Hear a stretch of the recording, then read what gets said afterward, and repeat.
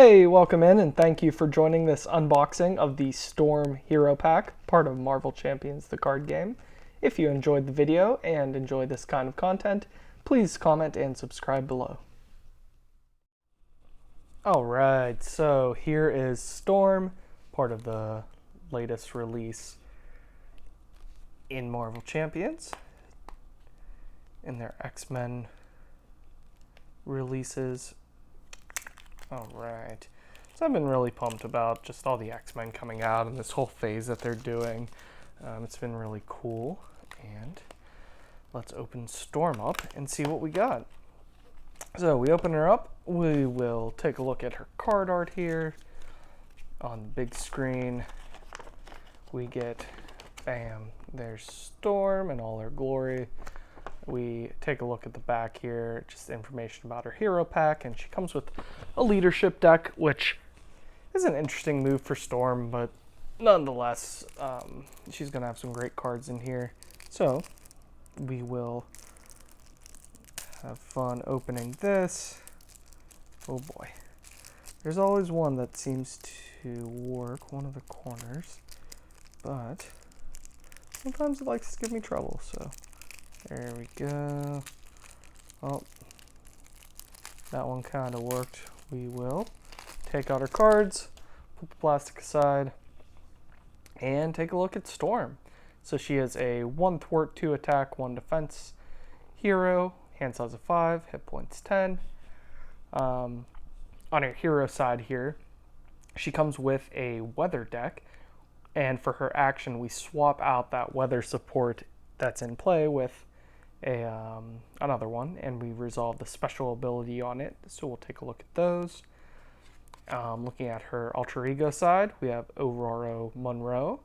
She has 3 recovery, and she, you're really only on this side for the beginning. In recovering, there's not too many times or reasons to flip over because she just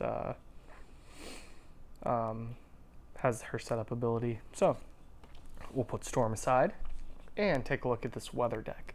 So we start with Clear Skies. Her special ability is to draw a card, so this one comes out often, and each of the characters gains Stalwart. So that's I haven't seen it used in this way yet. I haven't seen too many videos, but what a way to get rid of Stun and Confuse by just switching to Clear Skies. Next we have Hurricane, and this is our threat removal one where we can remove threat from schemes and each character gets Retaliate. Thunderstorm, where each character gets 2 attack and the special is to deal 2 damage. So this one is a support that you're using often. And then lastly, Blizzard is that each character gets -1 attack, and your special is that you can choose a non-elite minion and treat that text box as if it were blank. This is one that has a cool card to go along with it, but I wish the special was a little cooler for Blizzard, but oh well. So that was her weather deck. Now we look at her upgrades. Storm's Crown is a card that you want to get out often and soon. It gives her +1 thwart, and she generates it's her resource generator. Next we have Storm's Cape, which gives you +1 defense, the aerial trait, and after resolve the special ability of her support card, you get to ready her. So that's also, some great upgrades for her that you want to get out soon. We have Aurora's Garden, where she can heal damage. We have three weather goddesses where you can swap your weather supports. 2 or 3 torrential rains. This is your threat removal.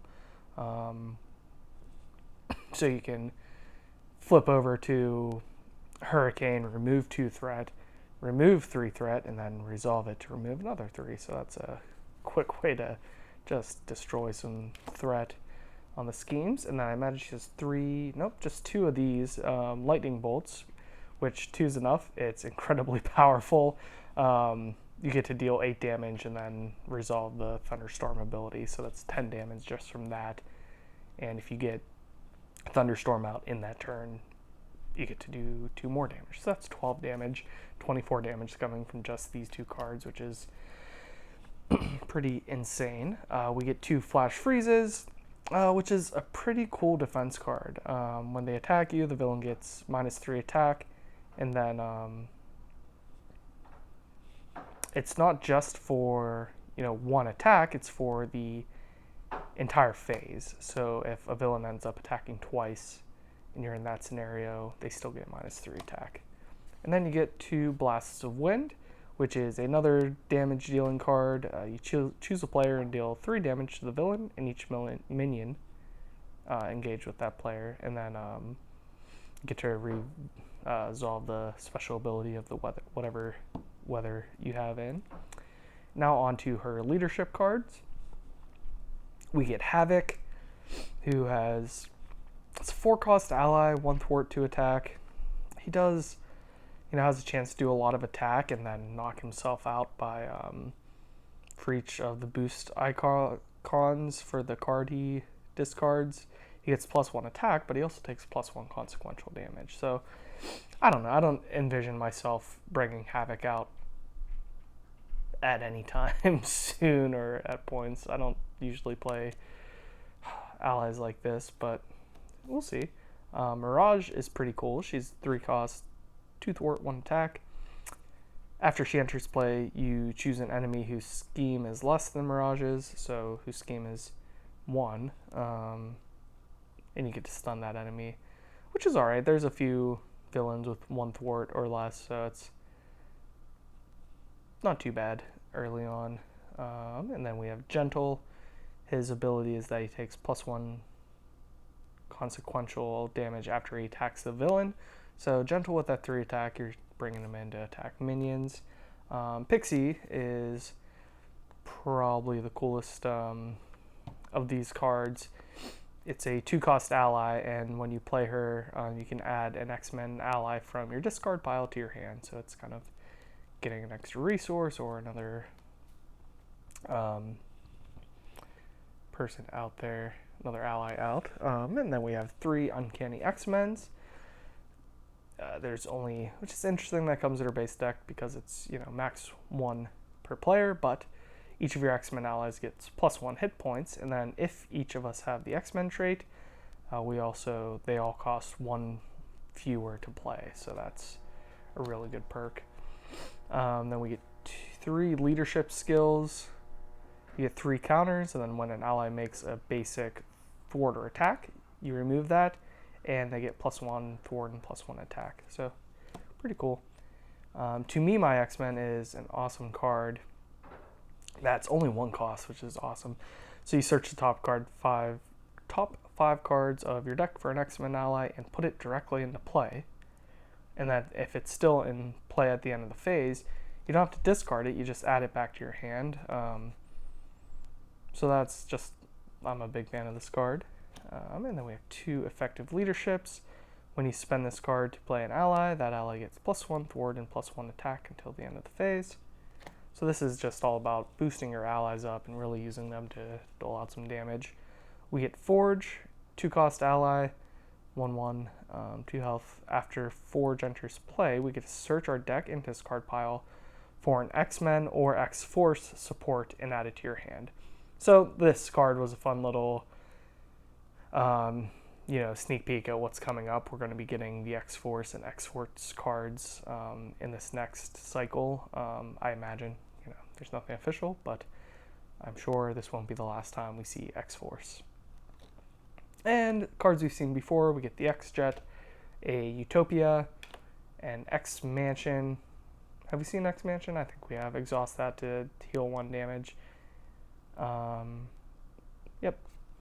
And then we get 3 more endurance cards with the new artwork on there.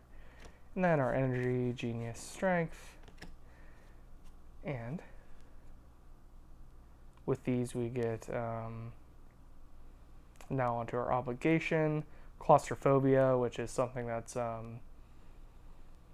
watching the X-Men 90s cartoon, or I think maybe in the movies, I'm not sure, but her claustrophobia comes up all the time, so definitely a good obligation card for her. We flipped Alter Ego and Exhaust, so pretty simple obligation there. And then her nemesis is Callisto, which is really cool as well if you watch cartoons. She's the leader of the Morlocks that battles and loses to Storm when Storm becomes the leader. So anyway, her card's interesting. I mean, she's tough. She has a lot of attack, and then these knife fights and whatnot does a lot of damage to you, the player. And so that's a look at her base deck. She has some more cards. We have 3 Hanger Bays, protection aspect. After an ally defends against an attack and is not defeated, you get to exhaust this card and ready that ally. I don't see myself using this too much, but I'm sure there's decks out there that can or eventually will be able to be built where you're defending with allies that aren't getting defeated. So either way, pretty cool. And then we get her modular set here, which I was pumped about, it being the Shadow King. The artwork is interesting on here because I don't remember the Shadow King looking like this at all. But he must, I don't know, I guess in the comics or something. But yeah, he's a strong minion, so this would be a pretty fun but tough modular set to bring out. But yeah, anyway, I'm pumped about this deck. Everyone seems to be pretty happy about Storm. For some reason, it doesn't seem like someone I'm going to play all too often, but hey, who knows? I might fall in love with playing Storm. That's how Marvel Champions works. You just start playing someone and you decide, oh yeah, this player's pretty good. So anyway, I appreciate you joining in and listening along. Let me know if you enjoy Storm so far and what you think, and we will see you next time.